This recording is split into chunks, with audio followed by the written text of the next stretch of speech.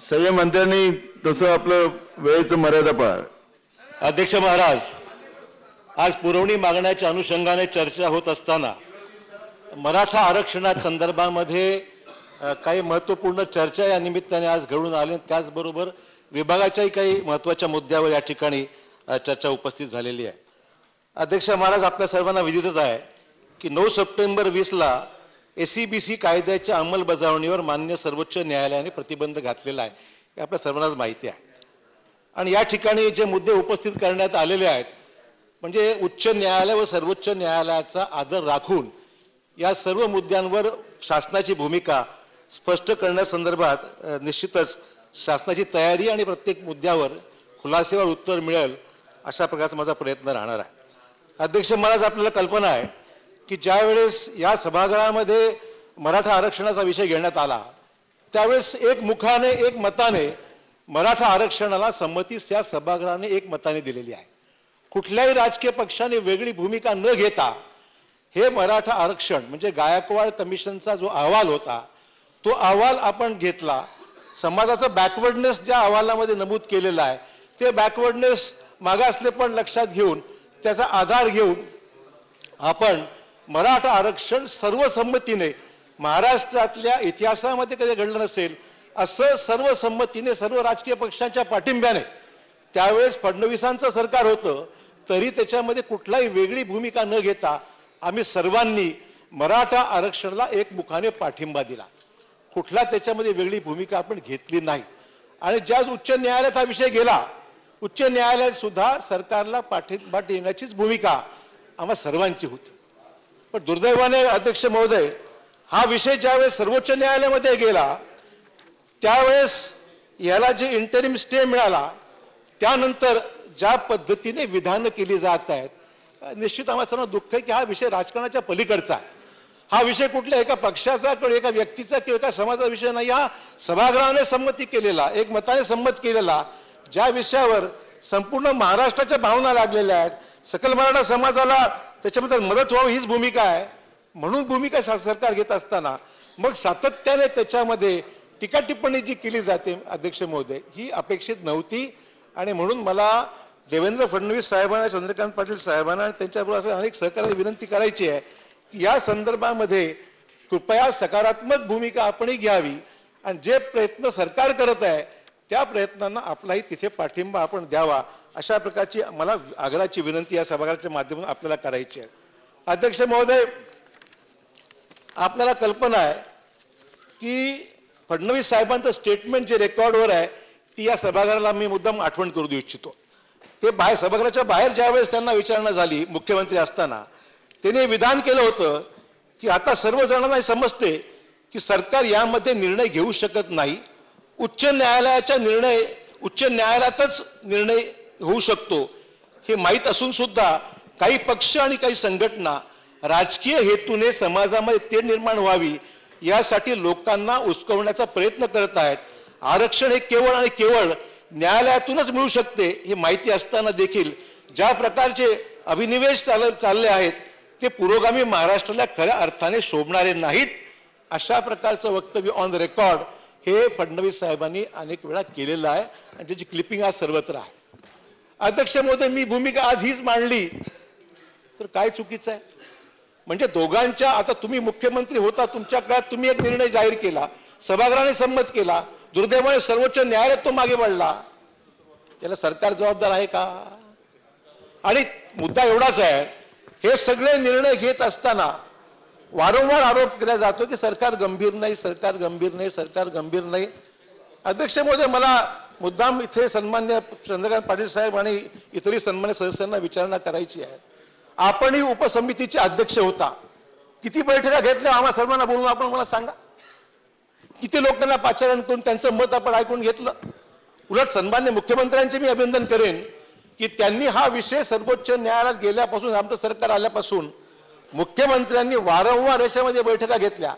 म्हणजे मराठा संघटनांच्या जवळपास 70 ते 80 वेगवेगळ्या संघटना आहेत की ज्यांना मुख्यमंत्र्यांनी निमंत्रित केलं व्यक्तिशः त्यांच्याशी बोलले.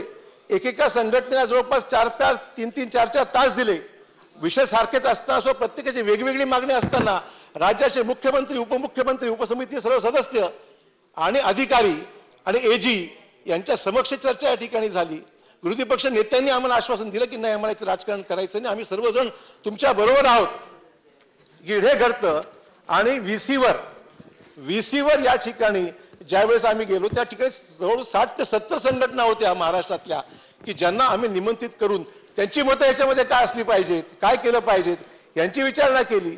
दिल्लीमधल्या जे सिनियर काउन्सिल्स आहेत, मला हे मुद्दाम नमूद केलं पाहिजे, मला सांगा आमचं सरकार आल्यापासून तुम्ही नेमलेले कुठले आम्ही सिनियर काउन्सिल्स बदलले? उद्या आमचा आक्षेप केला असता की नाही तुम्ही सिनियर काउन्सिल्स बदलले आणि म्हणून असा निर्णय झाला. मुकुल रोहतगी हे त्याच वेळेस होते, पटवाली आहे त्याच वेळेस होते, आमचे थोरात साहेब त्यावेळेस होते.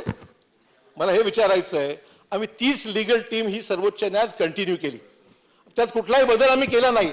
30 लीगल टीम हा सर्वोच्च, एवढंच नव्हे तर जे आपले ज्यांनी इंटरव्हेन्शनचे अर्ज सर्वोच्च न्यायालयात केलेले आहेत त्या इंटरव्हेन्शनच्या अर्जामध्ये सुद्धा जे वकील अपियर झाले त्याच्यामध्ये कपिल सिब्बल हे अतिशय नामवंत सिनियर काउन्सिल त्या ठिकाणी राहिले, त्या ठिकाणी अभिषेक मनु सिंघवी अपियर झाले, रफिक दादा त्या ठिकाणी अपियर झाले आणि असे अनेक जवळपास 9 ते 10 अतिशय निष्णात वकील त्या ठिकाणी आपण सर्वोच्च न्यायालयात उभे केले असताना हा विषय न्यायालयामध्ये काही ना काही कायदेशीर मुद्द्यावर अडकलेला आहे.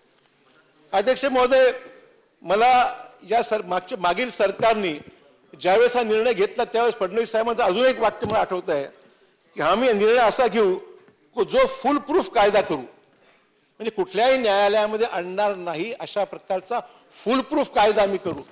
मला आज या सभागृहात सन्मान्य विरोधी पक्ष नेत्यांना हेच विचारायचं आहे, तुमचा कायदा जेवढा फुल प्रूफ होता आम्ही चर्चा कोणी केली का? या सभागृहात ज्यावेळेस चर्चा या सगळ्या संमती सभागृहाची घेण्यात आली त्या कायद्यावर आम्ही कुठे चर्चा केली? कुठे चर्चा केली नाही. एकही व्यक्तीने भाषण केलं नाही, कोणी आक्षेप नोंदवला नाही, कुठली राजकीय पक्षाने वेगळी भूमिका घेतली नाही. मग तुमचा फुल प्रूफ हा जो तुमचा निर्णय होता तो सर्वोच्च न्यायालयात का टिकला नाही? हा खरा विषय त्याच्यामध्ये मला नमूद करायचा आहे. आणि सर्वोच्च न्यायालयाने गायकवाड कमिशनच्या संदर्भात सुद्धा काही आक्षेप त्या ठिकाणी नमूद केले आहेत. मला गायकवाड कमिशनच्या संदर्भामध्ये काही वेगळं म्हणायचं नाही. आम्ही गायकवाड कमिशननी घेतलेला जो काही निर्णय आहे, निष्कर्ष आहे, त्याच्यामध्ये आमची पूर्ण भूमिका ही समर्थनाचीच आहे.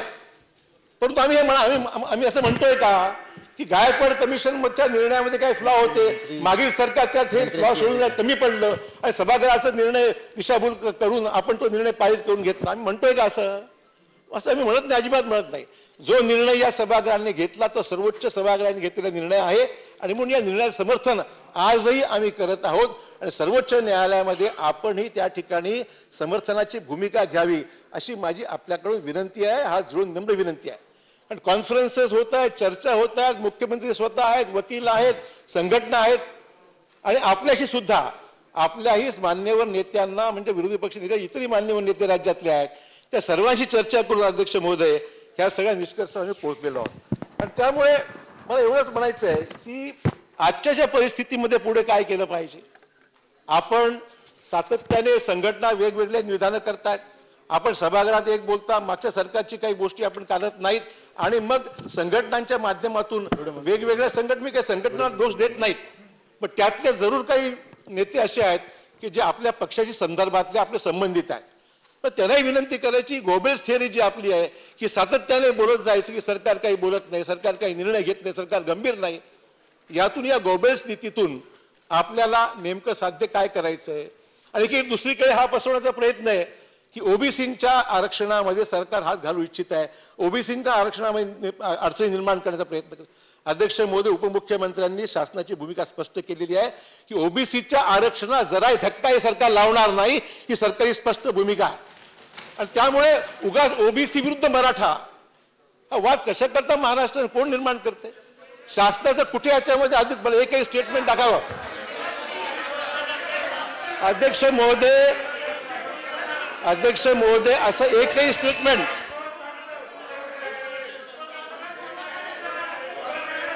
भुजबळ साहेबांचं वडेट्टीवारांचं जे म्हणणं आहे की बाबा ओबीसींच्या आरक्षणासंदर्भामध्ये कुठला इथे वेगळा विचार नाही, जे आरक्षण ते कायम राहा हीच भूमिका आहे. आमचं म्हणणं एवढंच आहे की सातत्याने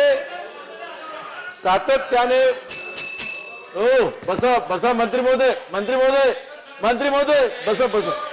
सातत्याने ओबीसी विरुद्ध मराठा ओबीसी विरुद्ध मराठा हे जे वातावरण निर्माण करण्याचा प्रयत्न होतोय अध्यक्ष महोदय, आणि दादा म्हणले गोष्ट खरी आहे. याचा दणका जो बसलेला आहे विधान परिषदेच्या निवडणूक दणका बसल्यामुळे आता ओबीसींचा आठवण होऊ लागले दुर्दैवाने अध्यक्ष महोदय. मला उद्दाम सांगितलं पाहिजे. कुठे इतके वर्ष काय बोलत नव्हतं. अध्यक्ष महोदय मला एवढं सांगायचं की हा राजकारणाचा विषयच नाही. सर्वोच्च न्यायालय कायदेशीर लढाई आपल्याला लढायची आहे आणि तुम्ही आमच्या बरोबर लढाईत आहात की नाही हे स्पष्ट भूमिका तुम्ही आज स्पष्ट करा मला सांगायचं आहे. अध्यक्ष महोदय आपल्याला कल्पना आहे की ज्यावेळेस सर्वोच्च न्यायालयामध्ये हा विषय गेला त्यावेळेस आपल्याला एवढं सांगायचं की तामिळनाडूच्या बाबतीमध्ये तामिळनाडूचं आरक्षण 69% तामिळनाडूचं आरक्षण गेलेलं आहे. तिथे स्टे नाहीये. आणि तिथे जे माहिती मी घेतली की तामिळनाडूचं आरक्षण हे 9th शेड्यूलमध्ये घालण्यात आलं आणि 2000 आपला जो कायदा झाला तो 2018चा झाला. मला चंद्रकांत पाटील साहेबांना विनम्रपणे विनंतीपूर्वक विचारायचं आहे आपण ती काळजी का घेतली नाही हो. तामिळनाडू सारख्या राज्याने जर 9th शेड्यूलमध्ये जर आरक्षण देऊ इच्छित केलं त्यांना अद्याप त्यांचा निर्णय प्रलंबित आहे सुप्रीमला मान्य आहे पण तिथे स्थगिती नाही. तिथे स्थगिती नाही पण तुमचं सरकार असतं तुम्ही 9th शेड्यूलमध्ये घातला असता तर कदाचित आपची दिवस पाहायची वेळ आली नसती. मला आक्षेप घ्यायचा नाहीये पण विषय निघाला म्हणून उल्लेख या गोष्टी करतोय की तामिळनाडूचा विषय हा केंद्रामध्ये आहे. परंतु अध्यक्ष एक मिनिट बोला. चव्हाण साहेब हा बोला दादा बोला. ही लढाई एकत्रच लढायची आहे. चुकीचं जाऊ नये की 9 कोण अरे बोला दादा इकडे बघून बोला. बाबराव काय गडबड दादा इकडे बोलून बोला.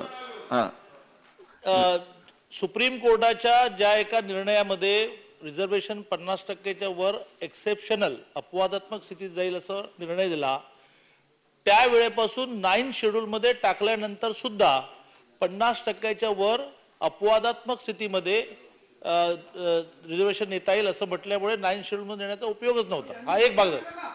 हा आता थांबा ना बोलू द्या ना असं काय आता बोला बोला अरे बोलू द्या ना तुम्ही बोला. हा एक भाग तर म्हणजे चुकीचं याच्यावर जायला नको. बोला. दुसरं माझं काय म्हणणं आहे की त्यांचं म्हणणं बरोबर आहे की बाबा तेच वकील आहेत वगैरे वगैरे. माझं वारंवार म्हणणं काय आहे की या विषयामध्ये कधी चव्हाण साहेब गेले दिल्लीमध्ये वकिलांबरोबर बसले कधी ऍडव्होकेट जनरल गेले आणि सगळ्यात महत्वाचं म्हणजे माझा मुद्दा जो आहे की ठीक आहे आता चव्हाण साहेब प्लीज माझा मुद्दा जो आहे तुम्ही मागाशी जो मांडला तो तुम्ही काढून बघा. मी हे म्हणतोय की आता ते स्टे झालाय.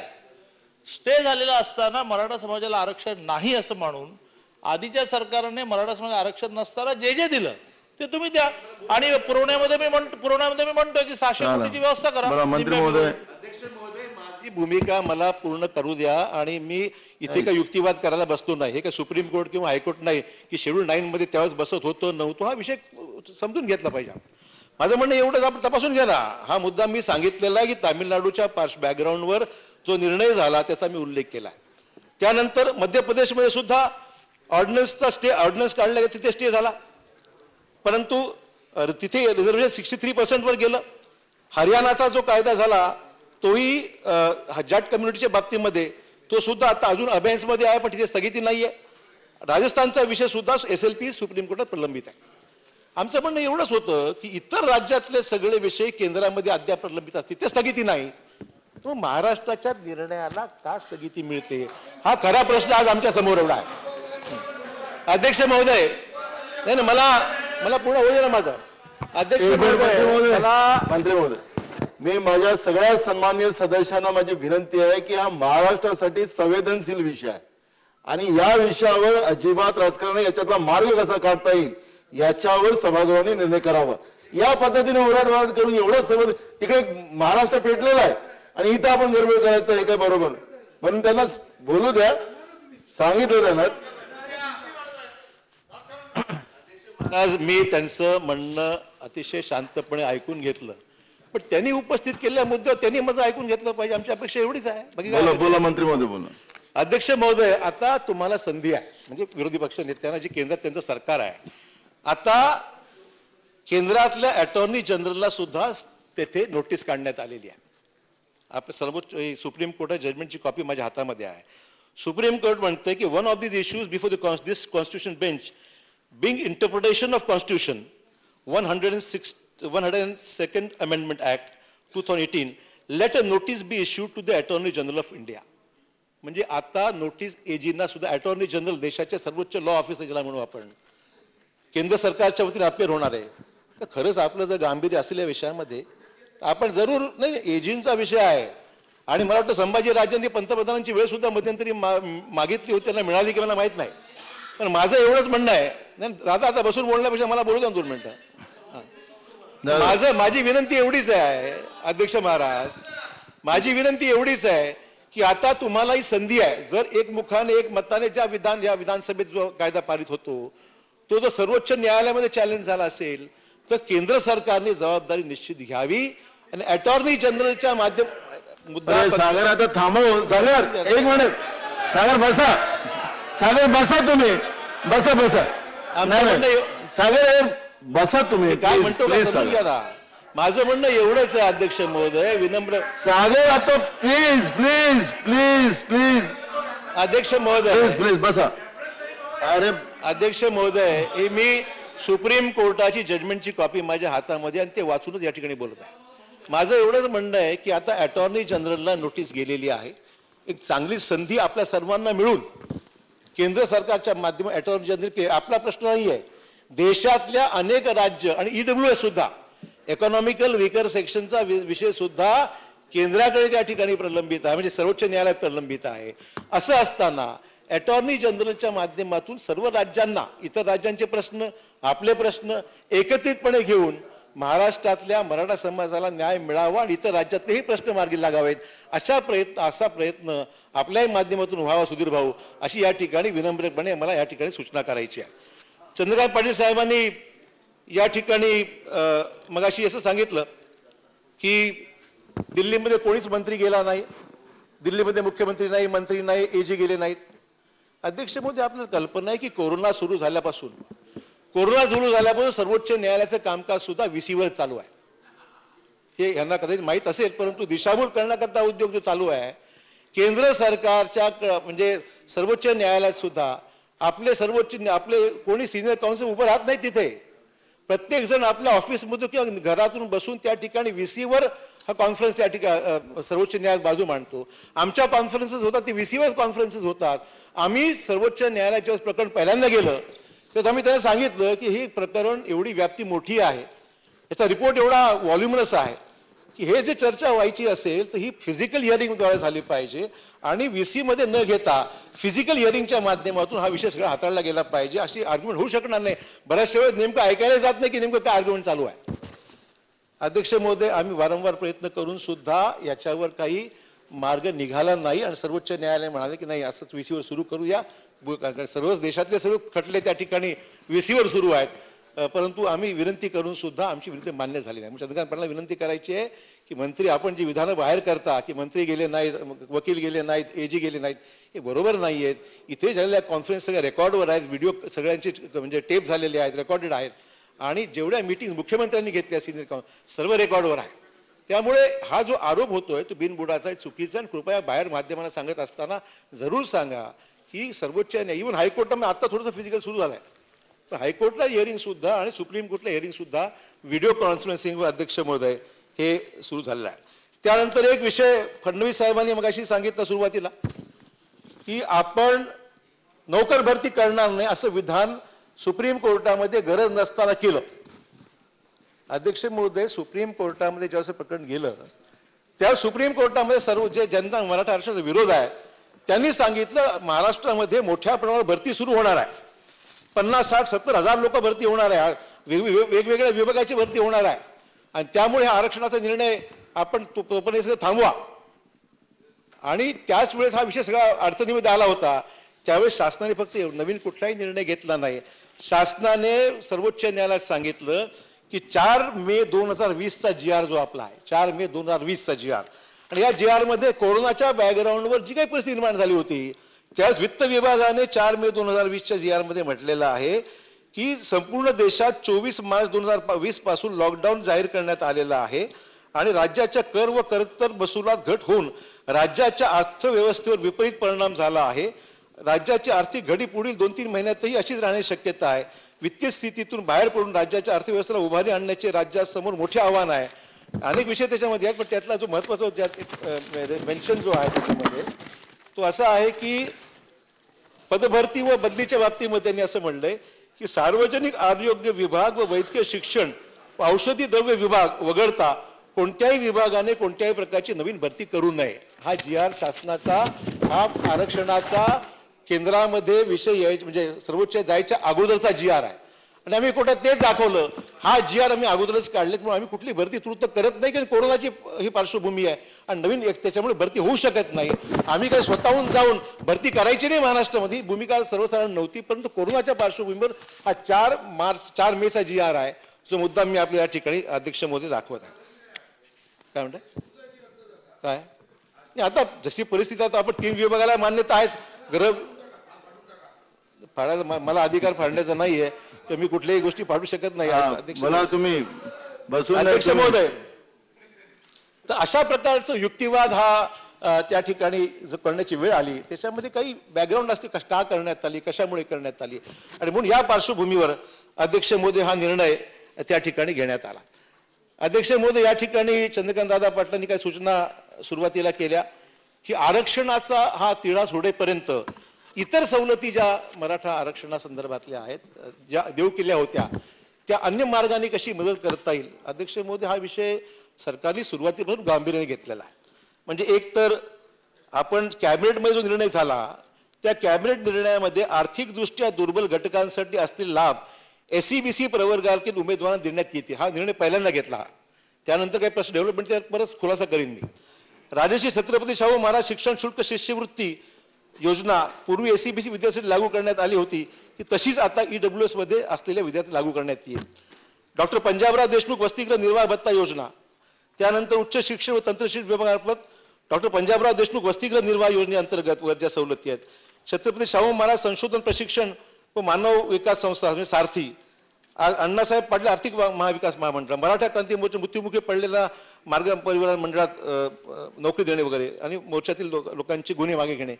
अध्यक्ष महोदय, सगळे निर्णय सरकारने कॅबिनेट, मुख्यमंत्र्यांनी स्वतः पुढाकार घेतला, उपसमितीने शिफारसी केल्या आणि हा निर्णय कॅबिनेटने घेतलाय. एक मिनिट, सगळे आले विषय आलेत ना याच्यामध्ये. एक मिनिट, मी तुम्हाला अध्यक्ष महोदय, आता मुद्दा एवढाच आहे की नंतर काही संघटनांनी, नावं घेऊ इच्छित नाही, कारण सभागृहामध्ये कारण नसताना कोणी विरोध केला, कोणी समर्थन दिले जात नाही, परंतु त्या ठिकाणी उल्लेख असा झाला की या सगळ्या बॅकग्राऊंडवर आम्हाला EWSच्या सवलती नको. सरकारने कॅबिनेटमध्ये EWS अंतर्गत घेतलेल्या निर्णयासंदर्भामध्ये त्या ठिकाणी आपण म्हणून हरकत नाही, तर हा नाही दरवाजा तो दरवाजा ओपन करून देऊ, तिथे फायदा होऊन जाईल समाजाचा. परंतु काही संघटनांच्या मान्यवरांनी उल्लेख त्या ठिकाणी केला की EWSच्या सवलती जर आम्हाला दिल्या तर सर्वोच्च न्यायालयामध्ये आमच्या मेरिटच्या आर्ग्युमेंटमध्ये अडचणी निर्माण होऊ शकतील. आणि मग मुख्यमंत्री म्हणले, बा ठीक आहे, यांच्यात एक वाक्य दिसत नाही, पण आपण आपल्या भूमिका घेऊ, आणि म्हणून आम्ही तो निर्णय तूर्त स्थगित केला आणि इतर ज्या सवलती वाचून दाखवल्या त्याप्रमाणे ते लागू करण्याचा निर्णय आम्ही घेतला. परंतु अध्यक्ष महोदय, आपल्याला कल्पना आहे मधल्या या महिन्याभराच्या कालावधीमध्ये जवळपास 10 ते 12 लोक ही हायकोर्टात गेली आणि त्यांनी सांगितलं की आम्हाला EWS लागू असताना तुम्ही रोखता कशाला आम्हाला. मग हायकोर्टाने निर्णय दिले त्या 10-12 केसेसच्या मध्ये की एक तर तुम्ही SEBC तरी घ्या किंवा EWS तरी घ्या, तुम्हाला थांबवता येणार नाही. 10 ते 12 केसेसमध्ये उच्च न्यायालयाने निर्णय घेतलेला अध्यक्ष महोदय. त्यामुळे हा विषय आज अधांतरी आहे. सरकार याच्यामध्ये जर एकमताने काही निर्णय होत असेल तर सरकार निर्णय घ्यायला तयार आहे, पण मुद्दा एवढाच आहे की आपण काही करत नाहीये, तर सरकारच्या मध्ये काही निर्णय घेत नाहीये, ही जी भूमिका आहे ही प्रत्येक ठिकाणी कायदेशीर अडचणी आहेत. आपण मगाशी उल्लेख केला सुपरन्युमरी पोस्टचा. अध्यक्ष महोदय, मगाशी आपण दादांनी मगाशी या ठिकाणी 3-4 अन्य पर्यायाची या ठिकाणी उल्लेख केला. मला मुद्दाम सांगायचं आहे की या पर्यायाच्या बाबतीमध्ये की आपण सांगितलंय की एकतर ज्या स्टेमध्ये अडकलेल्या नोकऱ्या आहेत किंवा ॲडमिशन्स आहेत त्या बाबतीमध्ये सुपरन्युमरी पोस्ट निर्माण करून त्या ठिकाणी त्या लोकांना सामावून घ्या. त्यानंतर प्रक्रिया पूर्ण झालेल्या लोकांना नोकरीत सामावून घ्या, म्हणजे ज्यांचे इंटरव्ह्यू झाले किंवा ज्यांची प्रक्रिया पूर्ण झालेली आहे, फक्त अंतिम शेवटचं नियुक्तीपत्र देण्याचं बाकी आहे, त्यांना सामावून घ्या. नंतर स्थगिती उठवा वगैरे आपला जो प्रयत्न आहे. अध्यक्ष महोदय, सगळ्या गोष्टी परवाच्या नाही ते मुद्दा येतो ना. तर अध्यक्ष महोदय मला एवढं सांगायचं हे तिन्ही चारही विषय सर्वोच्चला परवा मेन्शन केलं आम्ही ज्यावेळेस परवा हा निर्णय झाला. आमचं म्हणणं अध्यक्ष महोदय या सर्वोच्च न्यायालयामध्ये मेरिटवर चर्चा झालीच नाही. मग सुरुवातीपासून आमचं म्हणणं आहे की हा लार्जर बेंचचा विषय आहे. हा कुठला विषय 3 बेंच समोर जजचा नाही तर आमचं म्हणणं 11 बेंच समोर गेला पाहिजे आमची मागणी आहे.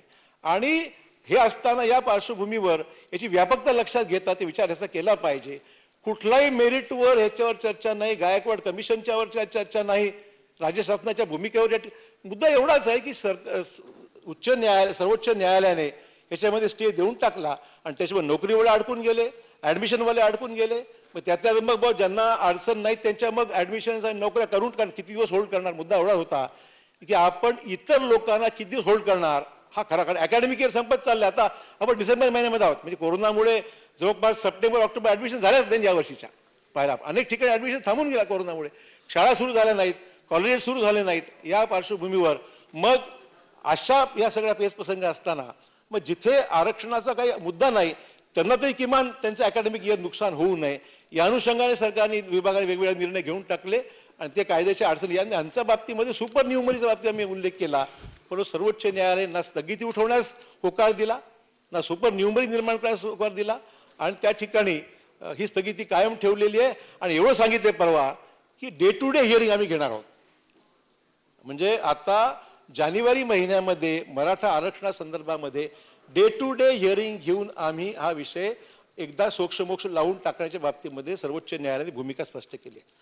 अशा बॅकग्राऊंड अध्यक्ष महोदय माझं म्हणणं एवढंच आहे की मगाशी सांगितल्याप्रमाणे अटॉर्नी जनरलनी भूमिका जर व्यवस्थितपणे त्या ठिकाणी घेतली, त्यात कुठलं राजकारण नाही, कुठलं सरकार कोणाचा हा विषयच नाही आहे.